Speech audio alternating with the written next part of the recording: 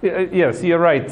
Good to be with you. Our most important, mission here is to make sure that we create, we secure the population. And we do not allow, for these elements that are remaining inside Kismayo to take advantage of the vacuum. So we are actually entering Kismayo with caution, and we are in constant communication with the local population and the clan elders to make sure that there is no infighting. And that they support the troops that are going to be going in the next few hours. Those troops that are going to go in the next few hours, are they going to be African Union troops, or are they possibly going to be your own forces, National Security Agency forces, if you like, special forces? Well, it's a combination of all the above. I mean, Somali National Forces with AMISOM forces together from the ground. And as you know, they came on shore, earlier, and they've taken control of the port, the seaport, and the airport, and all the important military bases. And the ground forces should be taking care of their business very soon. At the same time, we are conducting some special operations inside Kismayo to make sure that there is no the al-Shabab folks do not inflict any kind of damage to or hurt the Somali population. As you know, they've started some kind of campaign where they are targeting some key Somali elders, clan elders, and we are making the moves to make sure that we protect the Somali clan elders, and that we, as soon as possible, move in an administration that is truly representative of the local indigenous folks. That is, the government now is, has that program in place. So we are prepared to make sure that no serious problems happen inside Kismayo. Have you got intelligence information that leads you to believe that you could capture senior al-Shabab commanders within the vicinity or in the city of Kismayo itself? Well, at this point, I cannot, reveal that kind of information. However, we are, aware of their movements, and also we are aware of the folks that have left Kismayo, and we know exactly where they're going.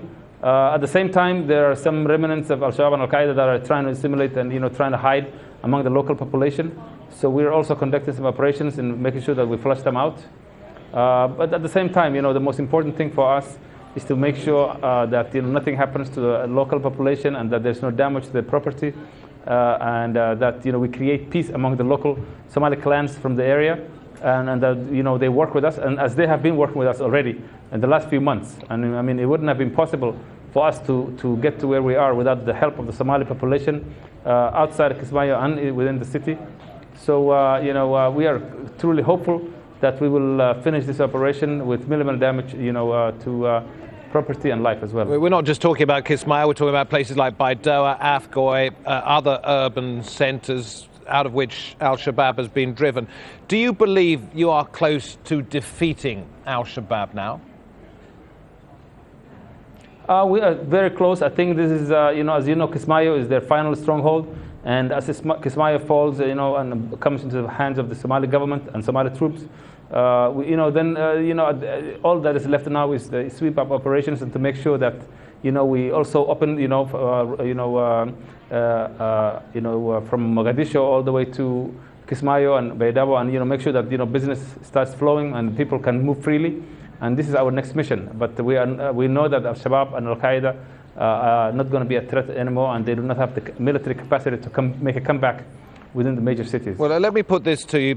A lot of analysts are suggesting that as a guerrilla force, al-Shabab could be just as dangerous as a force which has a base, let's say a base like Kismayo or Baidoa or in parts of Mogadishu, that when it disappears from those urban centres and says, as one of the leaders said to me yesterday, we will now fight a guerrilla campaign, it could be just as dangerous.